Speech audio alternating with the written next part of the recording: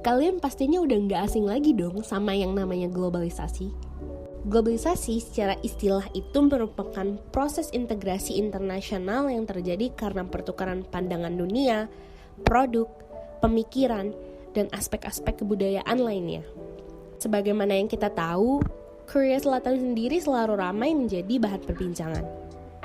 Dengan munculnya boy band, girl band, bahkan drama atau series TV-nya yang booming, membuat Korea Selatan menjadi perbincangan dunia dan semakin terkenal. Agak berat ya pembahasannya. Tapi ya udah yuk, kita dengerin dulu pandangan masyarakat tentang globalisasi.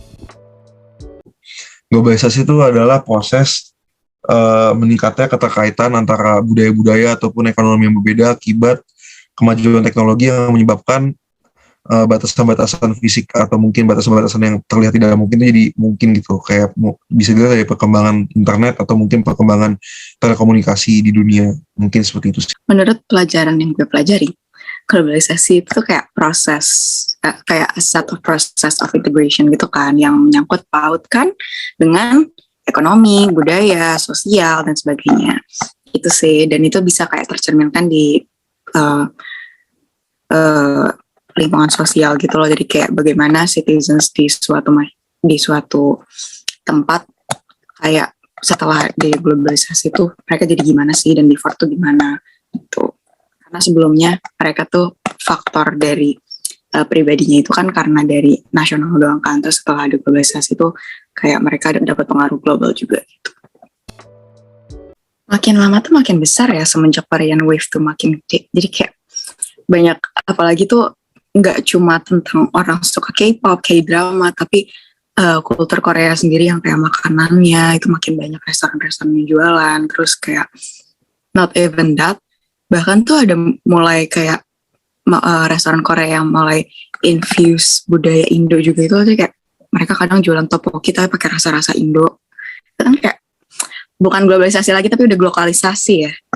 Menurut aku budaya Korea Selatan tuh berhasil untuk menjual salah satu budayanya, yaitu ada budaya K-pop atau Korean pop, dan itu kita bisa lihat lah fanbase-nya di mana-mana di seluruh dunia tuh ada fanbase juga, dan setiap mereka konser, setiap mereka tour itu tuh pasti penggemarnya tuh selalu datang untuk melihat mereka. Jadi menurut aku itu jadi salah satu bukti bahwa Korea tuh udah bisa melakukan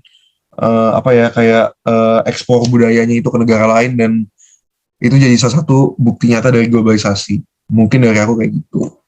Nah, setelah mendengar pandangan masyarakat tentang globalisasi, mungkin dari kalian masih ada yang bingung, sebenarnya Korean Wave atau Hallyu itu apa sih?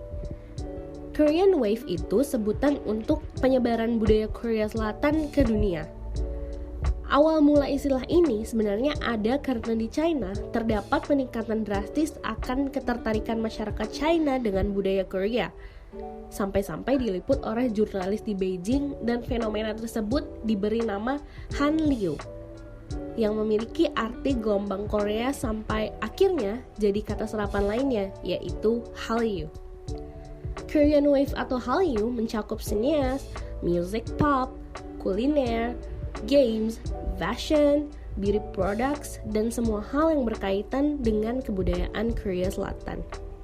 Sebelum ke pembahasan yang lebih jauh, yuk kita simak pandangan dari mahasiswa geografi tentang fenomena Korean Wave ini.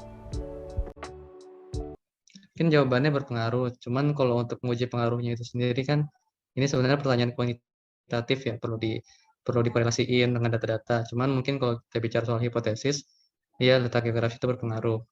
Pengaruhnya itu yang pertama, karena ada perbedaan sistem nilai dan kehidupan di masing-masing daerah tuh. Letak yang berbeda itu makanya sistem nilainya pun berbeda pula, dan itu akan menentukan pula gimana seberapa baik masyarakat setempat itu mengadopsi atau beradaptasi dengan paparan budaya Korean Wave itu. Jadi makanya ada perbedaan konsentrasi atau perbedaan intensitas gejala Hallyu ya kalau dibilang di tempat-tempat yang berbeda.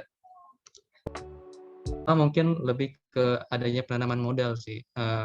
Investor yang ada di Korea Selatan itu melihat potensi pasar yang ada di Indonesia, sehingga mereka bela-belain untuk mungkin mendirikan cabang usaha di Indonesia atau mungkin menjual sesuatu di Indonesia dan menanamkan modal di sini, sehingga ada masukan modal di industri hiburan lah di Indonesia kan.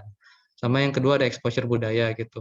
dengan besarnya basis massa yang ada di Indo, akhirnya massa Indo yang sebanyak ini tidak mudah gitu untuk tidak dinotis, jadi dinotis kan oleh mereka, dan akhirnya ada pertukaran budaya yang tadinya kita kepo banget sama budaya Korea, dan akhirnya mereka tuh sadar, mereka pun akan kepo balik gitu dengan budaya yang ada di Indonesia, dan ini menjadi peluang yang bagus buat teman-teman itu menyebarkan budaya Indonesia.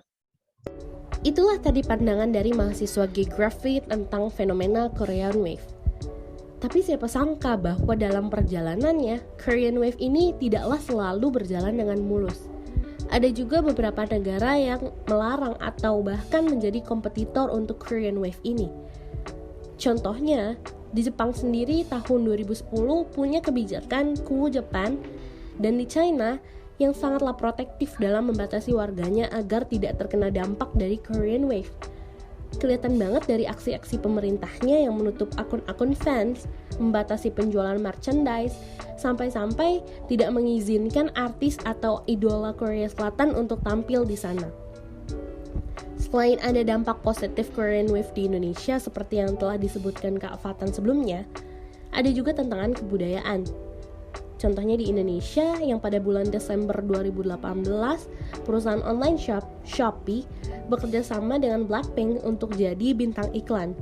Tetapi akhirnya iklannya diberhentikan karena lebih dari 90.000 orang di Indonesia tidak suka dengan cara berpakaian girl group asal Korea Selatan tersebut yang terlalu minim. Kalau ini sih masih masuk akal ya. Oh iya, perlu kami sampaikan bahwa untuk penyebaran Korean Wave sendiri, pemerintah dari Korea Selatan memiliki andil yang besar loh semenjak dari tahun 90-an hingga sekarang. Mulai dari investasi untuk panggung, teknologi CGI, akademi perfilman, kerjasama langsung dengan entertainment company besar seperti SM, JYP, dan YG Entertainment, hingga mendirikan kementerian dan komisi khusus seperti Ministry of Culture, Sports, and Tourism. Jika kita mempelajari teori developmental state, artinya pemerintah Korea Selatan benar-benar berperan aktif dalam memajukan pembangunan di negaranya. Dan hal tersebut dilakukan dengan investasi besar-besaran di industri hiburan dan budaya, sehingga produk-produk hasil dari industri itu menjadi berkualitas dan terkenal di berbagai negara.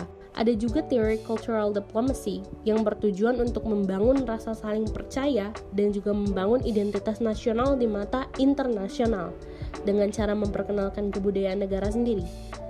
Berarti dari penjelasan-penjelasan tadi dapat kita ambil kesimpulan jika upaya besar pemerintah Korea Selatan untuk memajukan industri hiburan dan budaya benar-benar membuahkan hasil. Ekspor program TV Korea terus mengalami peningkatan. Salah satunya drama Korea Winter Love Song atau Winter Sonata yang mendapatkan untung 1,1 miliar US dollar di Jepang. K-pop juga berhasil menjadi salah satu pemasukan yang besar di Korea Selatan, di mana satu grup K-pop dapat menjual 100.000 kopi lagu dalam satu kali promosi. Sebelum kami tutup, ada pesan nih dari anak muda untuk kita semua yang juga anak muda, agar kita tidak kehilangan nilai-nilai budaya sendiri dalam era globalisasi. Yuk kita dengarkan pesan-pesannya. Pesannya adalah selain lo mengikuti budaya luar, harus tetap ngikutin perkembangan budaya Indonesia sih. Kayak Indonesia kan gak kalah keren gitu.